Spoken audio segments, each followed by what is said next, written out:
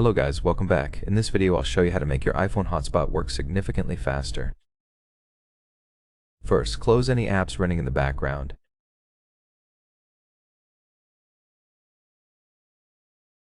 Next, turn off low data mode by opening Settings, going to Mobile Data, then Mobile Data Options, and make sure low data mode is turned off.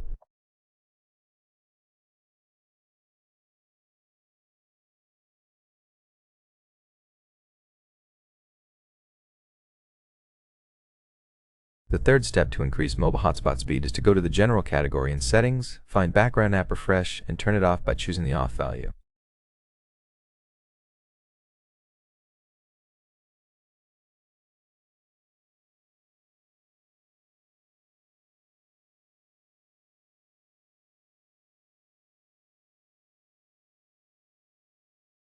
That was it for this video. Thank you so much for watching, and bye.